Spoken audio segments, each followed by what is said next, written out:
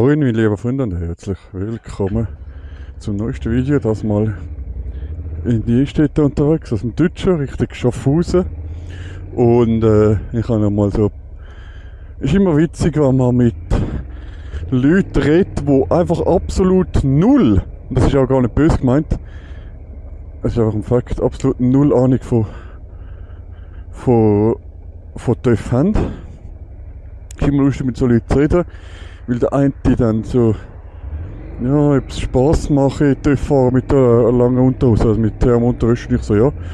Für mich ist es einfach so, ich fahre gerne TÜV. Ich fahre extrem gerne TÜV.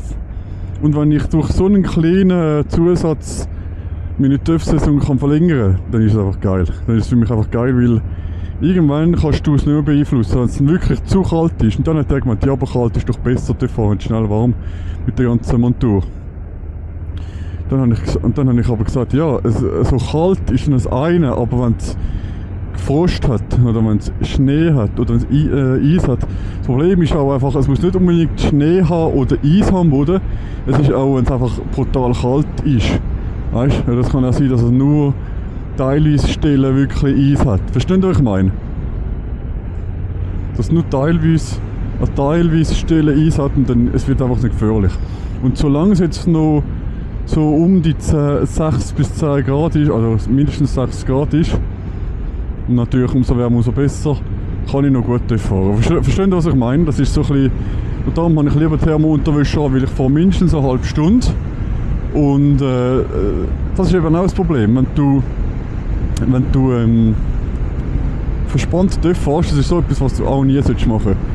Also verspannt TÜV zu fahren, das ist nicht so geil. Genauso wie zum Beispiel ungeduldig oder nervös oder irgendwie TÜV zu fahren, weil du musst wirklich 100% auf Fokus auf die Straße haben. Du musst sehen, was du machst, du musst sehen hinter dir, oh, sind die Autofahrer nervös oder nicht. Und dann bringt es das auch nicht, Multitasking. Also ich das Gefühl habe, du musst beim TÜV-Fahren telefonieren. Musik hören, das geht noch, das ist nicht so, wenn du nicht so laut hast oder so, nicht so Ablenkung, aber reden. Also reden alleine, so wie ich, ja, das geht. Weil dann brauchst du auch keine Antwort. Aber wenn du mit jemandem redest und vielleicht noch ein relativ wichtiges Gespräch ist oder, ja, wie auch immer, nicht so lustig, nicht so gut, finde ich. Genauso wie abgefahrene oder nicht unzurecht pumpende Pneu. Das geht auch gar nicht, finde ich. Muss man auch extrem drauf schauen. Auch nicht zu nahe auffahren. Ich habe jetzt auch gesehen, ich kann wieder nahe auffahren. Das Problem ist, ich kann auf die Klötze den Anker schmeißen und du stehst in meinem Kofferraum hinein. Oder? Und das ist natürlich ein No-Go. Also immer genug Abstand haben. Lieber defensiv fahren, also das heisst lieber auf deinen Schutz achten, anstatt zu angreifen. Verstehst du, was ich meine? Lieber auf deinen Schutz achten, lieber genug Abstand nehmen. So, wenn Autos rausfahren, das gesehen, ist auch rausgeschossen dort. Lieber so schauen, kommt einer raus, nein, kommt keiner raus. Bringt es dir nichts, wenn du aggressiv fährst. Genauso wie mitdenken. Wirklich mitdenken und nicht darauf vertrauen, dass Autofahrer oder auch TÜV-Fahrer, ist egal, dass die super Fahrer sind und dass die auf dich achten, oder? Boah, es gibt so viele Restaurants, oder Getränkemarkt, die einfach zu sind. Das ist schon krass, wirklich. Das ist schon krass. Ich würde aber auch kein Restaurant führen, ganz ehrlich. Dann, wenn du auch nicht fahren willst, es hat da schon viel Unfall gegeben, wenn du morgen oder wann auch immer, egal wann, auf den TÜV steigst und du fährst ein paar Meter, dann merkst du gerade, ob du ein Gefühl dafür hast für den TÜV oder ob du, wie soll man sagen, ob du nicht so gut drauf bist. Und wenn du nicht gut drauf bist, fahr zurück, stell den TÜV an und du musst halt mit dem Bus gehen oder mit dem Auto und kommst halt spät. Aber lieber du kommst spät, anstatt dass etwas passiert. Ich schau jetzt wieder. Schauen. Und das ist ja gleich, wenn die denken, jemand glotzt mich so an. Du musst auf deine Gesundheit schauen. Du musst schauen, wie die Leute reagieren und am besten Augenkontakt haben. Eben, nie fahren, wenn man nicht wenn man nicht wirklich fit ist. Also ich meine jetzt nicht fit, körperlich fit, aber auch geistig.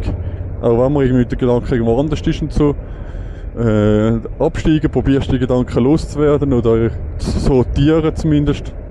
Und ihr habt jetzt, wie ich gesehen im Spiegel, ich habe Leuchtwischen ab. Für mich ist das immer so ein No-Go. Nein, Leuchtwischen, das ist wie Anfänger. Nein, das ist nicht. Viele Leute sind es definitiv nicht positiv. Ich habe auch im Facebook schon viel gefragt, viele Leute. Also die meisten Leute finden es eigentlich negativ, wenn man so eine Leuchtweste anhat. Also Leuchtweste grundsätzlich nicht, wenn es eine Jacke ist, aber nicht einmal die Leuchtweste vom Auto, blöd gesagt, nimmt. Verstehst du, was ich meine? Also wenn es eine normale Jacke ist, die leuchtet, dann sagt das noch gut.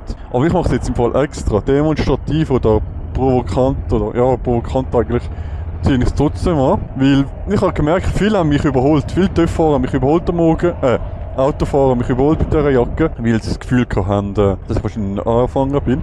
Aber besser, wenn sie mich überholen, anstatt dass sie mich am Arsch kleben. Verstehst du, was ich meine? Also, es ist für mich jetzt überhaupt kein negativer Punkt. Überhaupt nicht. Also wirklich wichtig ist, du musst, wenn du das erste Mal im Nebel fährst, du musst wirklich sau gescheit sein, ich sag's ehrlich. Nebelfahren ist nicht einfach, wenn du die Strecke gar nicht kennst und alles. Also erstens mal ist es wirklich riskant, weil du siehst nicht, ob irgendein Zuckerrübenmoden liegt oder so etwas, oder Herdöpfelmoden liegt, wenn du über Feldwege oder so fährst. Du siehst aber allgemein nicht wie, mit dem Nebel. Und darum, also wenn du fährst, dann musst du zumindest die Strecke vom Ablauf her kennen, von den Kurven. Du weißt ja trotzdem nicht, was am Boden liegt. Also Nebelfahren, sehr gefährlich. Nebelfahren mit Brille und Visier, sehr gefährlich. Du musst das Visier die ganze Zeit so putzen, oder? Und wenn du das Visier aufmachst, dann ist einfach die Brille die ganze Zeit wirklich wie ins Wasser taucht, beziehungsweise noch schlimmer, wie angespritzt. Was auch nie solltest machen, nie, es sind irgendwie schnelle Moves auf dem TÜV. Also nicht irgendwie das Gefühl, über, zack, ohne zu schauen, oder so wie jetzt ohne zu schauen, oder einfach schnelle Bewegungen sind auf dem TÜV wirklich sehr riskant, weil du bringst dann schnell so ein Ungleichgewicht in den TÜV rein, und kann sein, dass dann dass der stürzt ist dann, oder? Auch solltest du nie auf dem TÜV allgemein einfach schnell Gas geben, schnell bremsen. Weil wenn du schnell Gas gibst, dann kann es sein, dass du keine Traktion hast. Also das heisst, dass du keinen Grip hast am Boden. Das könnte je nachdem durchdrüllen. Also nicht durchdrüllen wie bei Fast and Furious, aber einfach durchdrüllen. Und keine Stabilität vor allem keine Stabilität auf dem TÜV. Nicht wirklich durchdrüllen, so cool durchdrüllen. Nein, das nicht unbedingt. Aber du hast einfach viel mehr. Stell dir mal vor, fast so. Dann schiessst du einfach nach vorne. Aber wenn du schön. Und eben, genau. Sicher sein, wenn man abbiegt. Sicher sein. Und ich habe jetzt zweimal geschaut. Und an der Kreuzung etwa 100 Mal schauen. Nein, Spaß, aber wirklich viel schauen. Dass ich da wirklich mit dem TÜV wirklich doppelt sicher fahren, weil viele Leute können die Geschwindigkeit vom TÜV nicht abschätzen. Sie wissen nicht genau, wie schnell dass du fährst, weil du so klein bist. Und so klein und dünn bist und das geht irgendwie nicht ins Auge rein. Darum schaut, auch wenn es rot wird oder irgendwie, dass er wirklich genug früh das Lichtsignal beobachtet. Weil es bringt nichts, wenn ihr seht, oh Scheiße, es wird rot und volle Klötze gehen und der andere hinten dran sieht es nicht, hat es nicht realisiert, weil er eben auch viel kleiner sind, weil euer Bremslicht viel kleiner ist etc. Und fährt euch dann über das Rotlicht raus. Also, bringt dann einfach gar nichts. Und das war jetzt wieder ein No-Go, dass ich so nicht fahre, muss ein bisschen Abstand nehmen. Boah, der Rhein ist verdammt hoch. Der Rhein ist verdammt hoch, finde ich. Nicht? Mit dem Auto bin ich so viel ungeduldig. Ich bin so viel am Fluchen, am 30. Also gut, es ist rot, aber allgemein, wir sind jetzt, glaube ich, nie grossartig über 50 gefahren und nicht nervös sein, nicht irgendwie das Gefühl, irgendwas.